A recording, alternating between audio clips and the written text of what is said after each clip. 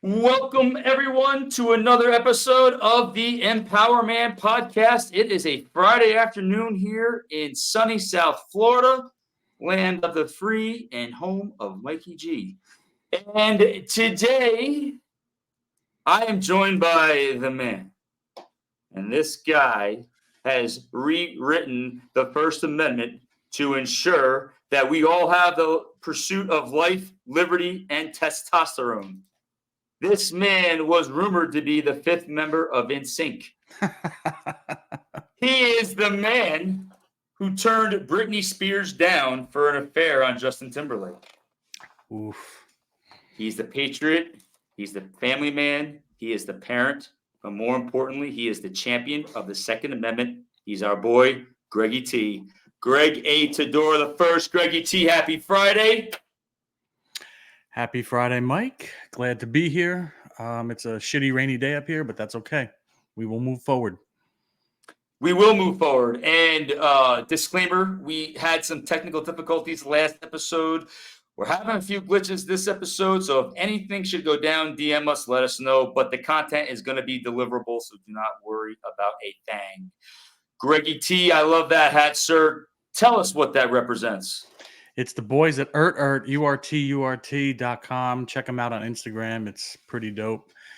Your shirt, though, reminds me of the time I went with my mom to a WWF back in the day event in West Palm Beach, and I got to meet Bret Hart and Bam Bam Bigelow, just throwing some names out. It was awesome. Wow. Yeah, it was pretty cool. Back when it was called the World Wrestling Federation. Yeah, WWF. Then they got the E out once they got the big lawsuit from the World Wildlife Federation. Yes. Which is a good group. Not going to hate on them. Agreed. But, I get Agreed. it. I get it. Agreed. And you can get this shirt. Well, it's probably not anymore, but they have a whole collection at rootsoffight.com. My boys over there, they put together some really great stuff. They do. And if people find me on Instagram, they'll know who it is because I have a picture of me and Bret Hart as my profile pic, who I met at a show I did in Fishkill, New York, at a minor league ballpark about 10 years ago. So it was really cool to meet him backstage. Fishkill, New York. All right. Fishkill. Greggy T, as customary on the EmpowerMAN podcast, I want to give a shout out to our first responders, our men and women in blue, our firefighters, cops, EMTs. Thank you for all that you do. Definitely. And as always, shout out to our military personnel, especially now, given what's going on, all the bullshit over there. Please be careful. Please be safe. And we love and respect you all. So be safe out there. Yeah, 100%. And, a special shout out to everybody over in the Middle East, Israel. We're thinking of you. We're praying for you. We hope everything works out for everyone there. Actually, one of my friends, her and her family just got out of Tel Aviv. They just got to Washington, D.C. a couple of days ago. So I'm glad they were able to get out. So definitely glad they're safe. Yeah, man. Yeah, it's some crazy times we got going on. And, next year now with everything more than ever, obviously it's a little bit sad to see what's going on just in our own government. We can't even get our own house in order. And Greg, you talk about this all the time. You mentioned it in our last podcast, getting your house in order.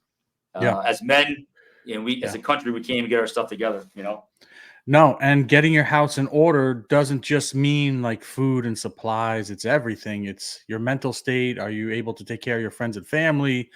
And are you able to pay your bills? And when shit hits the fan, money doesn't mean anything. Can you take care of yourselves? Do you have the knowledge and the skill set to survive a couple weeks or a couple months without power or anything like that?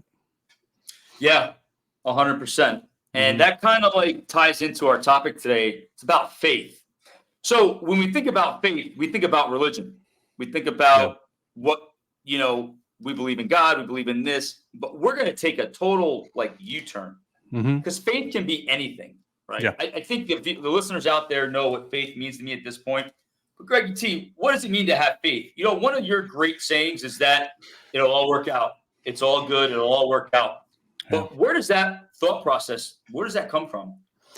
That thought process comes from my parents, who always used to say it to me. And obviously when you're younger, you're like, whatever, you laugh it off or brush it off. But you know what? Things do work out if you stay focused and keep your eye on the prize. And your faith is not, I don't want to say different than mine, but you are heavily involved in your faith, and we'll get to that because I have a bunch of questions, because we do get a lot of questions about that as well, because they're like, oh, Mike is all Christian and all his thing. What are you? What are you? Like, what do you do? Do you not believe in anything? So faith to me means a part of it's religion, but I think faith is, in my opinion, in my view, it's an overall general, I guess, blanket. I don't want to say feeling because it's not a feeling, but outlook on life, or family and friends, and just your day to day, and what you want and think your future should and could be, and also your ancestors and your past. It's everything combined,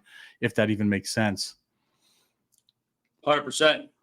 And that's the thing about faith. It's all about a relationship with Hmm. something, right? Yeah, Like you and I have a relationship. I yeah, believe in your abilities for your skills at work, obviously, faith in our friendship, faith in, us always intending to do the right thing, yeah, just faith in general. I mean, faith for me is obviously a little bit different. But, Greg, you talked about your parents instilling that belief, and, yeah, and you've been able to pass that down to your daughters, even yeah. at an early age. Absolutely. I mean, I'm trying every day. They're still super young, like I always say, but little kids are complete sponges. They don't have any of the bad traits or the inherited negatives that we see and deal with every day as adults. But I'm always saying, listen, you'll figure it out. Try again, because that those little baby steps, I think, are, you can do it. And it goes back to, it'll all work out. It'll all work out. You might be in a, like, she doesn't want to take her medicine right now because she has a cold, because it tastes like shit. So she puts up a fight, and I'm like, listen, it's just temporary. Don't worry, you'll get through this. You'll get through this. And now we're on like day 3, and she's like, can I have it now? And I'm like, look, you literally had a fit the other day, like a level 10, crying all over the place. But um now look at it. So it's just like little lessons like that, I think, can bleed into the whole faith category. You got to have faith, you'll be fine, you're going to get better, and it's for the general well-being and for your benefit. Yeah, and to go back to what you said something earlier about, like, in our conversation, do you think a lack of faith is the catalyst for people to quit easily, to fail, to just say, you know what, I'm not going to do this? Do you think because they lack faith, or is it ability? What do you think? How do you think faith plays a role in people's persistence in achieving their goals? That's a great question. I mean, I think it has to do with their faith, but it's also combined on top of their mindset, their past experiences, their outlook on things. It's all, I think, in my opinion, like bundled in one. So I think it is lack of faith, and it starts with self. And sometimes it's not even their fault, because they were never shown that or taught that about themselves. So that part you can't expect somebody to have if they were never shown. So I think it is a lack of faith, but there's layers to that. Do you see that in your industry? Do people come to you, like, not like pessimistic, not having faith, always want quick results? Do you see that in your industry? Every hour of every day, that's how I started with the agents. There is the difference between a successful agent and one that is struggling is just that. And the ones, there's no difference between a great agent that's successful and makes money and hits their goals, and someone that doesn't.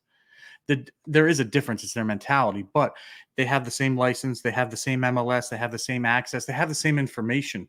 So it's what you do with that. It's sometimes the people that believe in themselves and have faith in their abilities to, you know, service clients at a certain level, they succeed.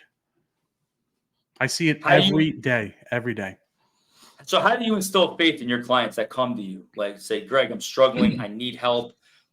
How do you instill faith and belief in that they can achieve the task at hand? It's a good question. It's almost like a therapy session in the beginning, when I'm getting to know somebody that I haven't worked with before, and they lack faith in their ability to practice real estate and scale their business. I gotta break them down to see where it's coming from. Where's the root of that? Is it a personal thing? Is it just is it a business thing? Is it a math thing? I got to find what that is, and everyone's is different. And then once I find that out, we're good, because then that's my source that I go to. I work backwards from that problem, and I build them up from their problem to eliminate that. So now it doesn't exist anymore. It brings them, it levels them up, and now they can do their thing. You have to find out what the problem is, the disconnect. Yeah. When I coach people, it's all about finding someone's emotional triggers, Mm-hmm. and it sounds kind of like a real aggressive term, but you really want to find someone's like switch. Yeah. You want to figure out what drives them, what demotivates them, and how to kind of flip the switch, but also kind of find the right verbiage and the right approach to motivate that person to get to their goals. Because everyone's different. Yeah, everyone's different in your industry. I mean, some people have different goals. I want to tone up. I want to put muscle on. I want to get skinny. I want a big ass, like whatever. And you got to find out what that is, because you can't, blanket statement or blanket train everybody. Everyone's different. Yeah, there's no one size fits all approach. No, definitely not. Right. And especially when it comes to faith, because faith means something different to everyone, which is why this conversation is going to be really good, because I think it'll really resonate with people that are out there. Greg, do you think faith is tangible? You think it's something that you can touch, feel? You think it's intangible? Do you think it's both? Like, when you think of faith, how do you connect yourself to that faith that you believe that, hey, it's all going to work out? Is it something you can touch, or is it something that's more inside? I think it depends on the person. If you're asking me, I can't physically touch faith, me personally, but I can envision it, and I can write certain things down in a journal, or I know you're big at journaling, or a vision board or whatever. But it's not like tangible where I can touch it, but I can immediately bring it up in my head, and kind of like a blueprint for a house, and navigate it. How about you? Yeah. Well, for me, obviously Israel is a pretty sacred place. So being able to, I was hoping to go over there next year to see and touch where Jesus died and was raised from the tomb, and to go to Golgotha and to go to different areas of the faith to see where it all transpired many, many centuries ago. And when you think about it, right, all the wars and all the strife in the Mideast, that these landmarks are still standing, kind of like resonates. It's like, yeah, maybe there's something to this God thing. I don't know. When you think about all the things that have survived, it's kind of like during 9/11, when the sad state where the towers fell vertically, where it could have, fell a different way, and it could have been a lot more disastrous than it was. So you wonder, maybe, there's certain things in the universe we can't control, so it's kind of interesting how faith can be tangible in that way. But for me, it's intangible. It's inside, it's in the soul, it's in the spirit. It's a belief that, hey, like, for me, it's like God's got my back. I mean, let's face it. You and I we have small businesses. Yeah. EmpowerMan's a small business, right? Yes. So the government is kind of trying to kill us in a way. Let's be real. Let's call it for what it is. The taxes are unbelievable. Sales tax. The government takes 43.5%. Then you have sales tax on top of that. Now, living in a state, you've got state tax. So what do you really, out of $100, what are you really bringing home if you live in a state that has high rate? So I just have faith that it's going to work out, because if I don't, I'm going to quit and I'm going to do something else. So, for me, it's a belief in God, knowing He'll have my back, and knowing that no matter what, it's going to work out. And as long as we wake up every day, our feet touch the ground, we can take on anything. So. Yeah, for sure. I mean, it's literally one of the biggest topics that I get asked with some of our friends and some listeners is, are you heavily involved like Mike is with the church, or like in his faith? I'm like, no, I'm not as heavy into that, because it means different things to different people. However, that's a great thing.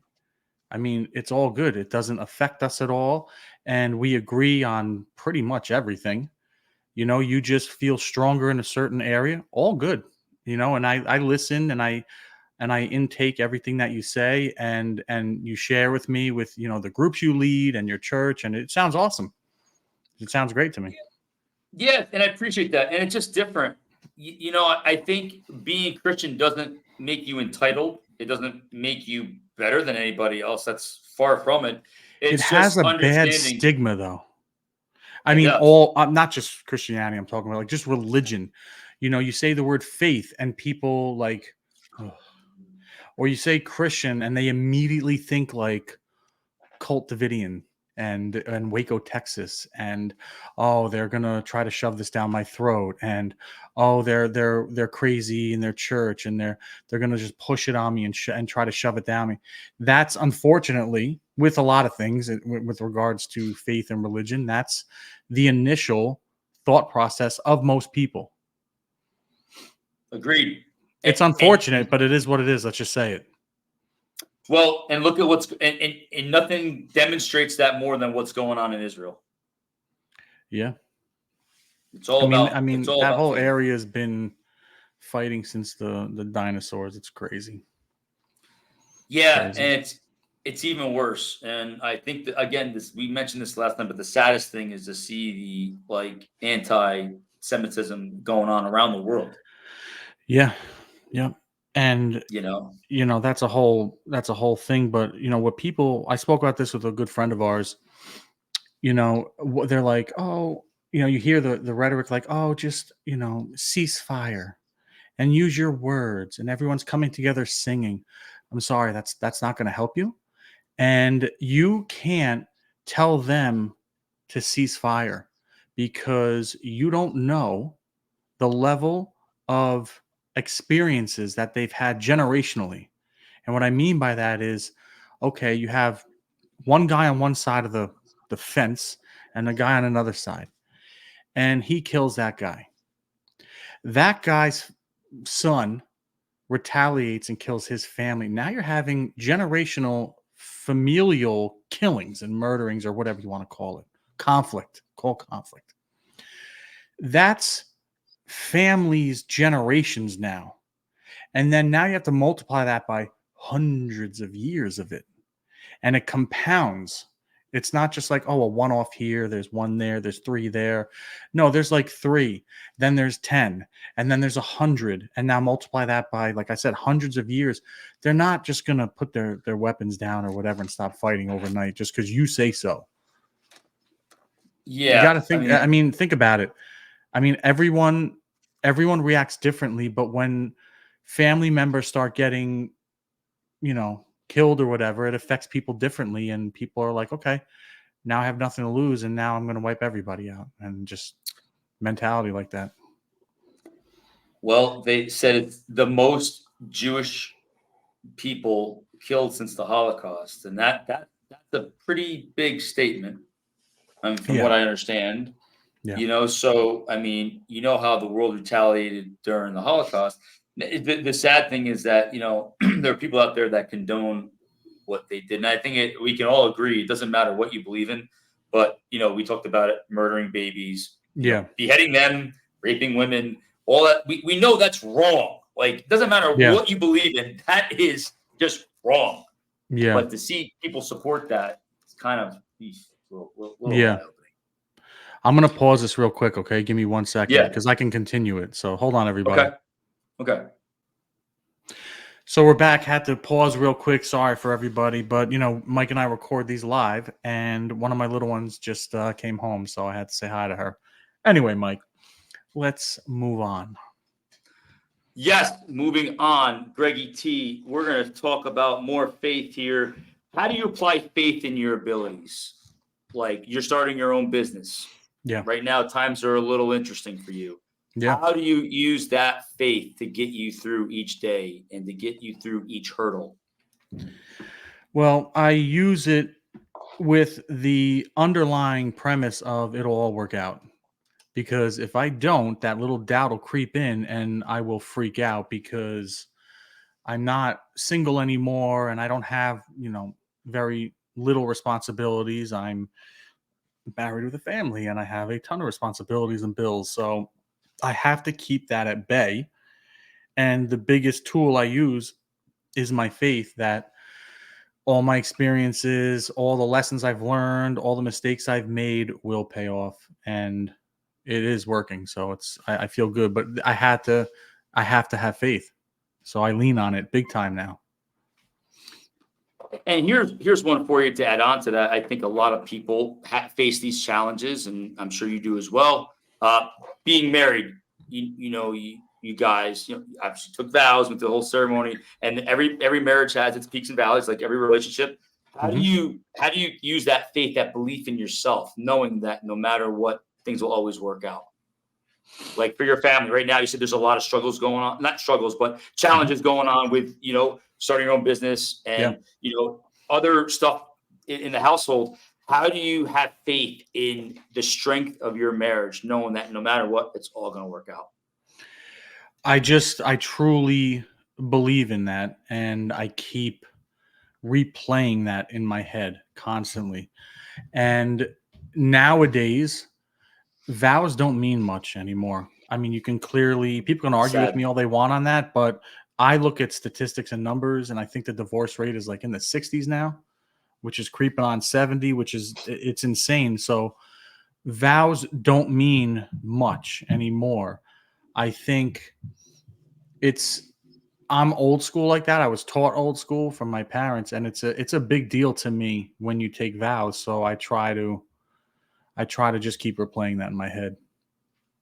Right. And that's a great technique that you derive because we can play that tape in our head about not being good enough, going to sabotage us. It's going to fail. She doesn't love me Yep. as much. I'm not good enough for her. So you can play that track over and over. Yeah. And I do it, which is why I'm talking about it. But you use a different technique, which is really great. Replaying those vows, replaying that, having that imagery. And I enjoy imagery as a way to Yeah. get my mind into a good spot. So that's a That's how great my mind technique. works too. That's a great technique that you use there, Greg. We talked about your work and your business, but what about your other relationships, like your relationships with, like, your family outside of your marriage, your friendships? Like we Hmm. talked about it, faith in our friendship and faith in our other friendships. But is Hmm. there certain things that you use or think about when it comes to relationships external to your immediate, like, family? Not anything that's different than what I treat my core family. I mean, you and I mean, you know me, I'm more private than you're more social, but I think I can count definitely on just two hands my closest friends. More more 100%. more so on one hand. And I'm totally okay with that. I don't need 50 people. I'll be in the hole with 4 or 5 guys and hold it down. I'm cool with that. So I don't look at my relationships with you guys any different than I do. I don't hold like my family to a higher status. If you're on my team, I'll call it, then it's all good. And I look at everybody equally. And I have some very close friends that are girls, and I the same thing with them. So they're like ride or die no matter what, which is pretty. It's rare also to have that, and people have their own beliefs on that stuff. But I think it's very important and special to me to have the core group of friends that I have where I can pick up the phone, and if I truly needed something, they would all answer, just as I would for them. So Right. I think the common denominator would be values. yeah, well, it's values, but it's literally practicing your values. Everyone says they have values. Everyone says they have common sense and integrity, and oh, you can hold me accountable. No, let's just keep it real. Most of the people can't do that. Most people don't like being held accountable. That's my business. I'm basically I have to hold people accountable. I am not your friend. I'm your coach. Do you think all the athletes are best friends with their coaches?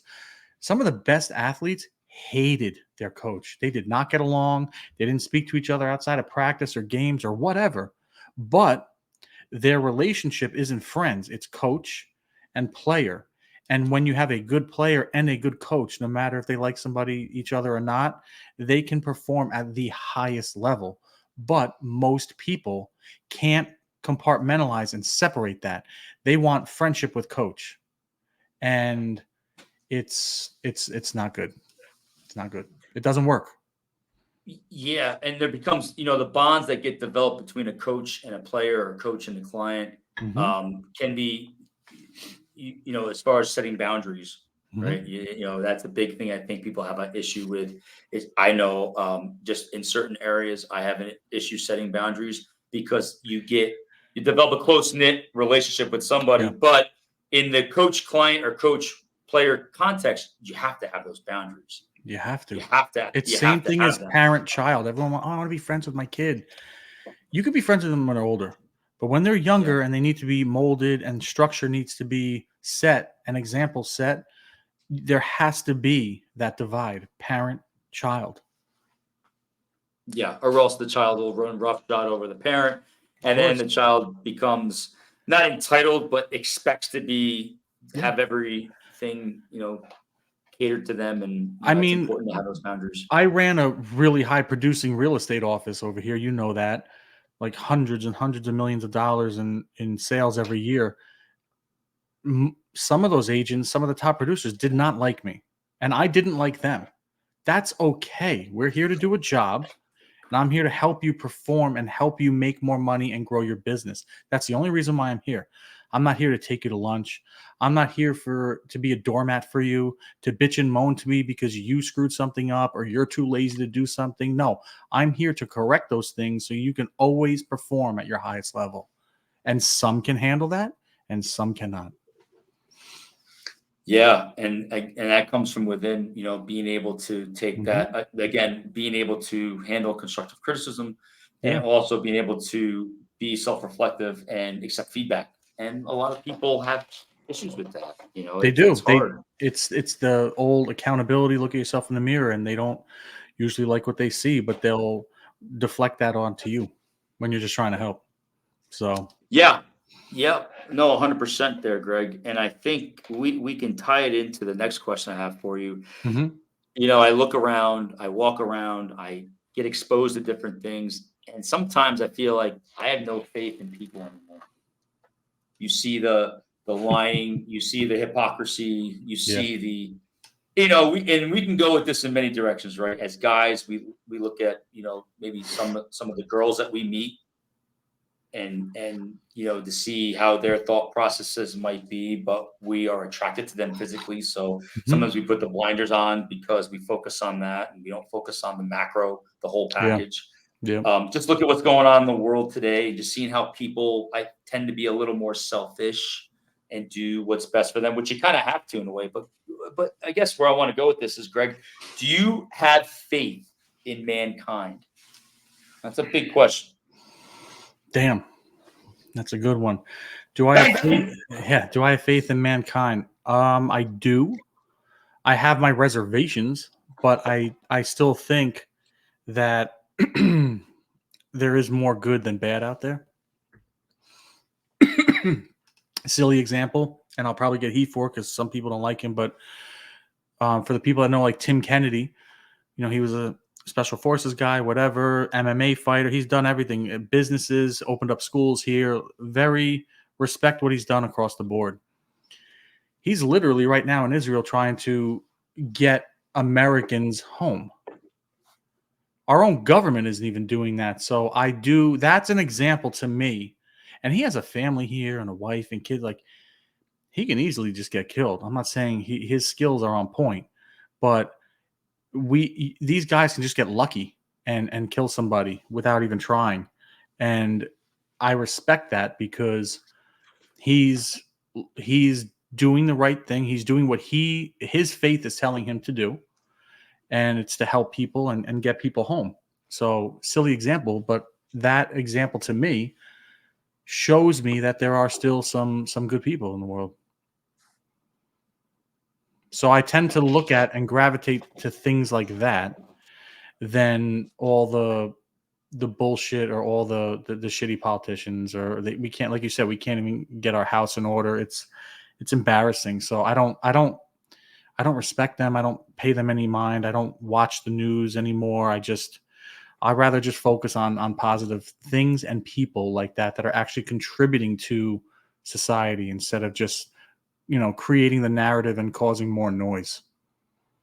That's a great perspective, Greg, and I'll add on to that as well. I agree with you. I think overall people are good. I just think, as anything in life, we make a choice. Yep. And I think people choose to be more self-centered. I think people choose to be more self-indulgent. Selfish. I think people selfish. But you do see overall people like Tim Kennedy. I'll even take it a step further. I think what Floyd Mayweather's doing is awesome. Sending a private plane with supplies there. And I think overall, as Americans, we are good people. And I think as much as things have changed over the last 3.5 years, I think America at its core is still good in its moral fabric, doing the right thing and doing what it feels right. I mean, we've always helped people. I mean, that's part of our nation's fabric in regards to whether it's sending supplies overseas or doing fundraisers or coming to people's rescue. But you see people in leadership that are a little selfish, that really, they don't really take an interest because it doesn't kind of serve them. Is that pretty accurate? I said it last time. I think everyone's compromising government in one way, shape, or form. So the corruption's at an all-time high. So I have no respect for them. Yeah, and to be quite honest, my faith in the election system is a little compromised. Mine is completely compromised. I think it doesn't matter. It doesn't matter.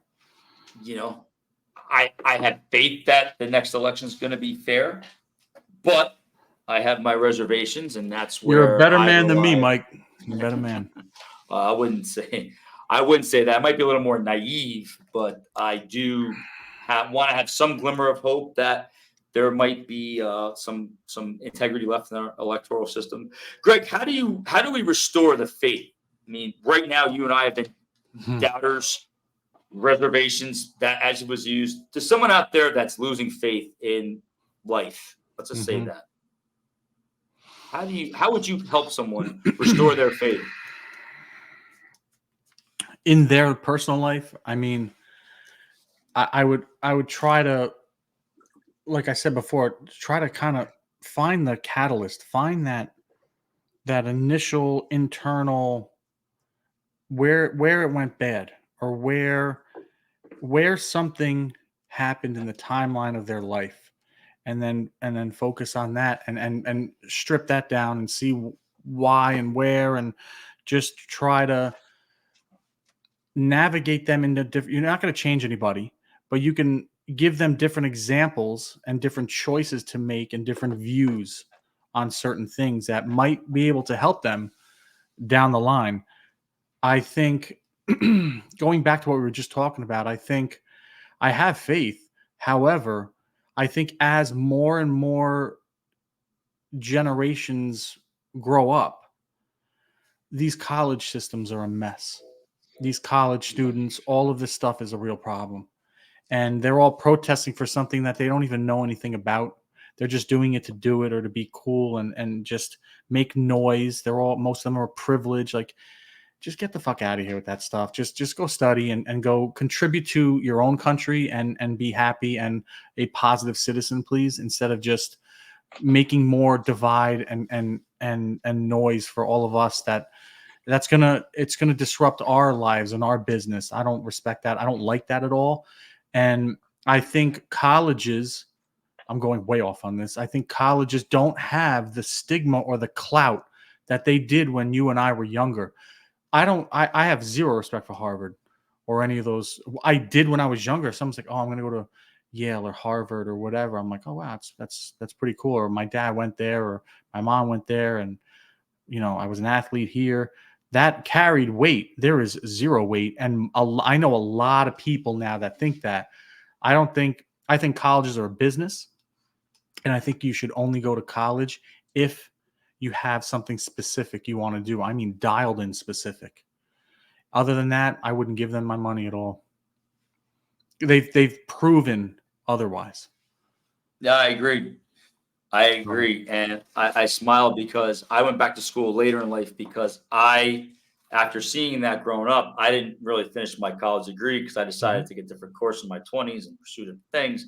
Then as I got older, I really wanted to pursue a college degree, finish my bachelor's at least, because Yep. it allowed me to advance further in my career just having a bachelor's degree. Yep. And I wanted to get into, different areas of professional wrestling on the administrative side of things, which is why I took sports management in college. But I still owe $47,000. Now, Oh, you didn't get do forgiven? I got forgiven by somebody not in this universe. Hmm. But as far in the secular world, I am not forgiven. In the spiritual world, I'm forgiven. Gotcha. So, there's different payoffs. But Yes. unfortunately, in this life, there's always interest in everything you do. Yep. so, Pay me now or pay me so later. geez, So I do agree with you. I believe that a lot of the skills people can learn, especially the people in my business that I'm looking for, I don't care if you're college educated because I can teach you all that. I can Yep. show you the right path to take. I want someone who has a good work ethic. I want someone Yeah. who has a good moral compass. I want someone that is going to put people first Yep. and profit second. So I tend to look for intangibles when I'm working with people that I want to bring on to my little thing that I'm doing here. Hmm. I agree with you. I think a college degree is important for being a lawyer, being an accountant, a lot of Yeah. jobs that Specific. require a high level of study Yeah. specifics. But I liberal just, arts degree, no. yeah, no, I'll wipe my ass at that. I think, sorry, mom. My mom hates when I curse. So I think I had a question for you. How do you think in this country, because to be quite honest, I don't really care about any other country right now except our own. How do we restore, or can we restore the faith in our nation? Well, I think you're seeing a underground movement of people that are turning to Christ and Jesus. I see more videos on Instagram of Me too. people getting baptized because I think they're realizing the times that we're in, we can't worship. And it's funny, we grew up like, I idolized Ric Flair, I idolized other like Derek Jeter, I idolized a Hmm. lot of guys. Growing up for me, I idolized all professional wrestling. They were my idols, Hmm. right? I looked up to them, I wanted to emulate them, I wanted to be like them. I know you had idols as well. We all did growing up. It was like, oh man, Bo Jackson's my hero, or Yeah. this Michael Jordan's my hero. As you get older and you get a little wiser, your heroes and your idols tend to change because you realize like there's only one person that we should idolize. At least that's what I believe. I think our heroes like Michael Jordan and Ric Flair and all these guys are infallible. They make mistakes. They're not on a pedestal. They don't walk on water. They're human, and we have to treat them like humans because it's not fair to put someone on a pedestal that can't fulfill expectations. Like Yeah. Michael It's a Jordan lot got of pressure scored, too. it's a lot of pressure. Yeah. So I think when we see the underground movement going on, we understand like, we can take the presidency, for example. The presidency was highly respected, highly regarded. And, at sometimes, like we go back to our parents' generation, John F. Kennedy was like the pinnacle. Everybody just loved him. He inspired people. And I'll even take it a stretch further. You look at when Barack Obama took office, he did inspire however you want to look at it, he inspired people because he was the first African American president of this country, which is a tremendous achievement. I mean, he broke he shattered the glass ceiling for African Americans and other minorities to exceed a higher level of office. If we're going to take it and look at it at that way, but again, he's human. Donald Trump is human. Joe Biden's human. You and I are human. So to put that much pressure on people and to have our expectations shattered is not fair to ourselves, but to that person. So when we idolize one thing, for me, it's you worshiping and paying homage to people upstairs, then we can have a greater mindset. So that's first. I think second, we need to be able to get into these schools and say, hey, it's okay to stand for the flag. It's okay to say the Pledge of Allegiance. It's okay to have a national day of prayer. It's okay to put God back in the schools because it doesn't matter if you're a Muslim, if you're Jewish, if you're a Christian, if you're Catholic, if you're, whatever religion, there's some type of God. There's one central figure, right? So I think putting that back into schools at a young age will help propel them. It doesn't matter what religion you are. It's putting God back in school, right? Our money, in God we trust. My license plate here in Florida, in God we trust. So putting God back into these things is extremely important, but more importantly, communicating the significance. Here's another example, right? We stand for the national anthem at sporting events. We stand the national anthem for, but what does it mean? We just stand. And we put, all right, let's get the first pitch. All right, let's go to kickoff. But like no one really understands the meaning of it. And I think being able to educate people and putting God back in and realizing that we are one country under God, indivisible, even though we are divided, with liberty and justice for all. And again, those words tend to get misconstrued because you take God out of that. Now the meaning's changed. And I agree with you 100%. But I'm gonna throw a curveball at you. How can people give that meaning when, the United States, people immediately go to government, our leaders, and it's all shitbag, corrupt. So they can equate that right now. So I think I agree with everything you just said. But a part of that is giving them the vision of we are the greatest country and we care about our people first. I'm not saying don't care about anybody else, but we need to take care of our home. And our home is this country first. Forget everybody else. Take care of here first and have great leadership. And you're not going to make everybody happy, but you can make majority of people happy and get a strong economy and do all the shit that we know needs to be done and can be done. That I think will give some more meaning behind the flag, the national anthem, and all that. And I have a very simple thing. If you don't like it, get the fuck out.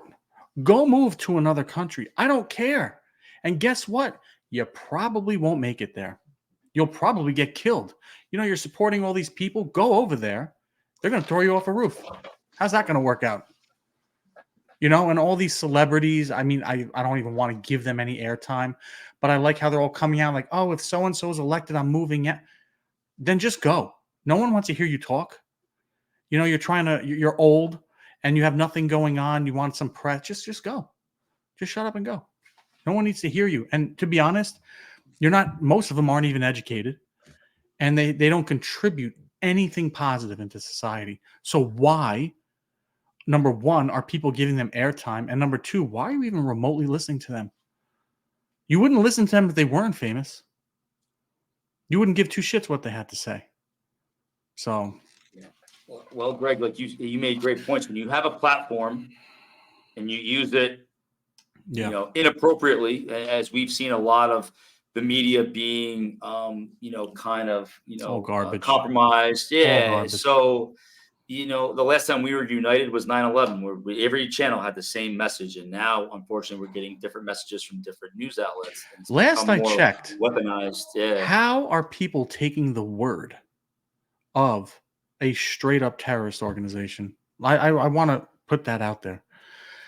You have somebody that has always, for the most part, done bad things, has a bad reputation, and is just not good for humanity.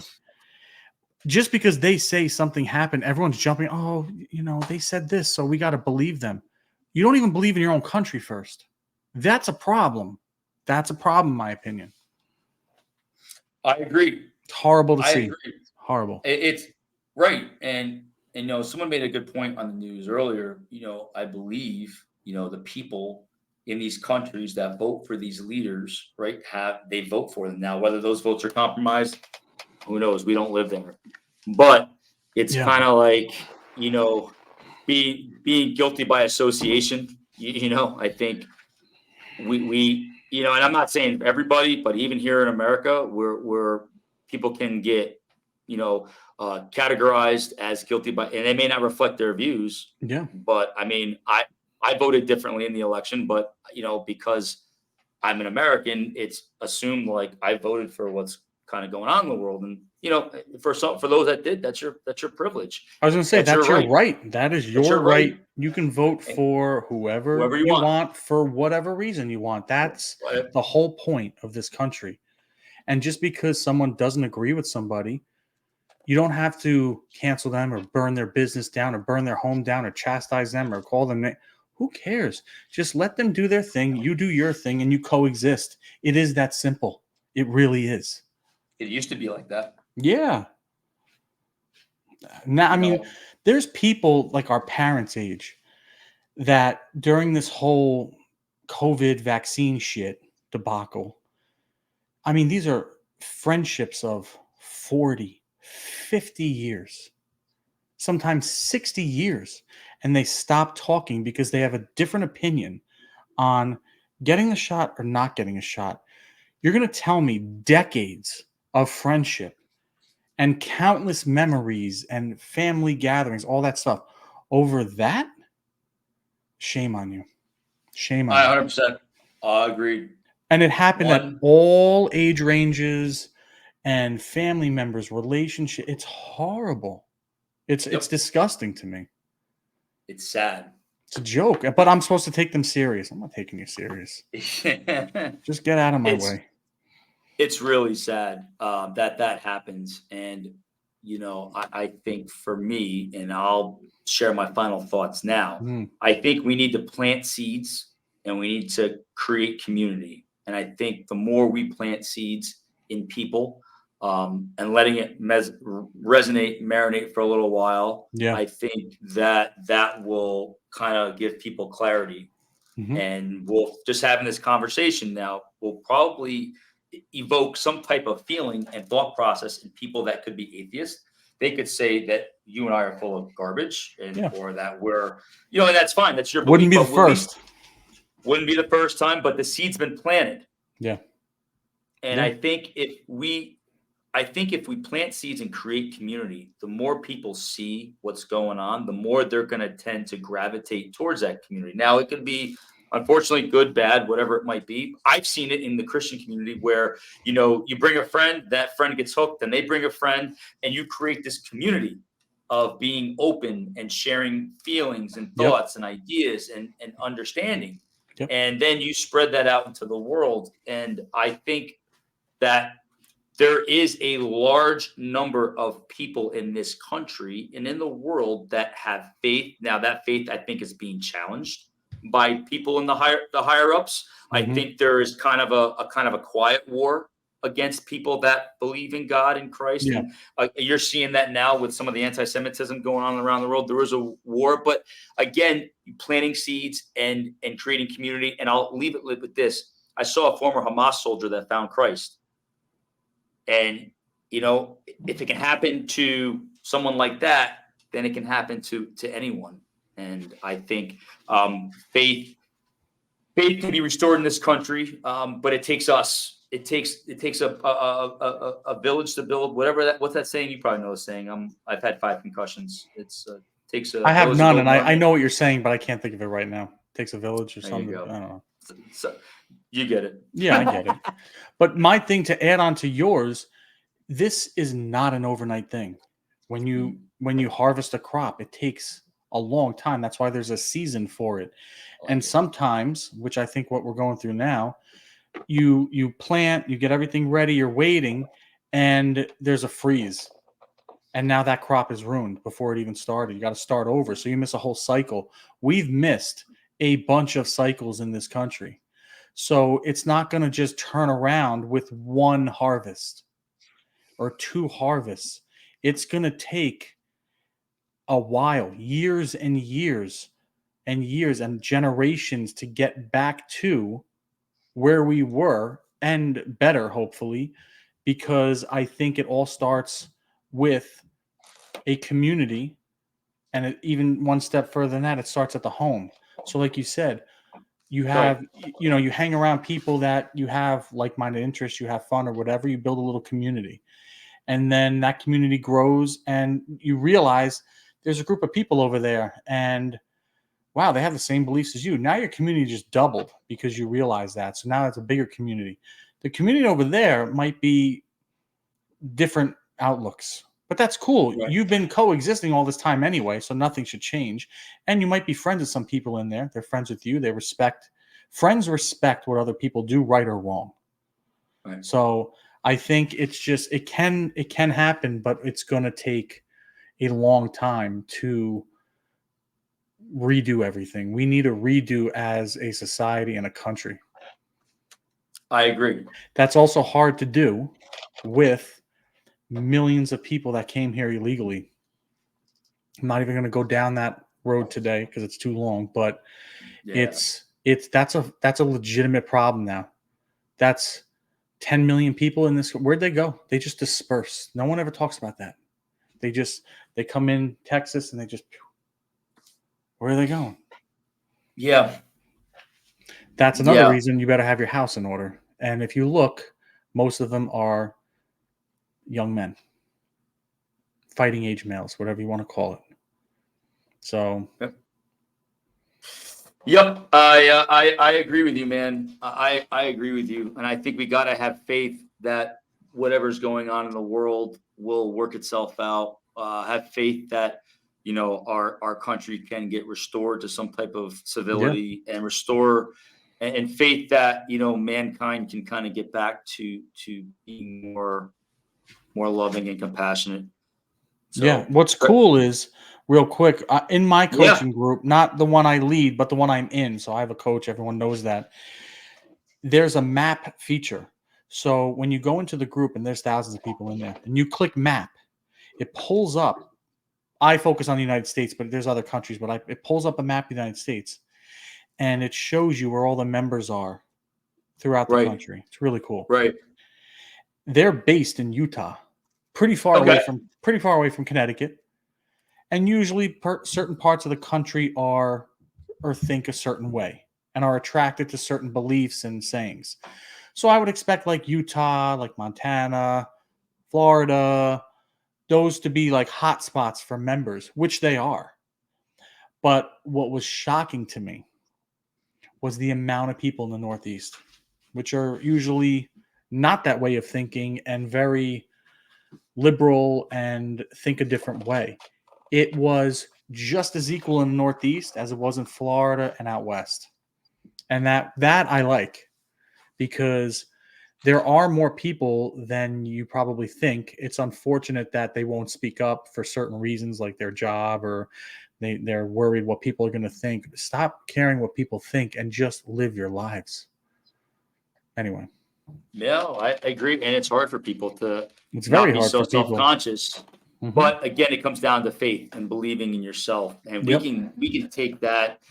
We could probably do a whole series on just believing in yourself, because we all Yeah. struggle with it. We all go through it, And and there's so many layers to it. so many layers to it. Yeah. And Greggy T, great conversation today, sir. I think this was a catalyst for some great conversations to be had in the future. Yeah. I know with your coaching company, that's going to be launching very, very soon. Tell us a little bit more about that, Greggy It's T. launching Monday or Tuesday, so you guys are going to see this on Sunday. So Monday or Tuesday, Forever Progress. It is a living, breathing community coaching group that I lead for all real estate agents throughout the country. Whether you're new to the business, newly licensed, or you're a killer and you want to just take the industry by storm, come join the group. And it's going to be pretty incredible. The feedback so far has been great. And I think they're going to be very excited for the platform that it's on. So it's not your And typical coaching group. the promos are killing it, dude. Like, the promos are on point.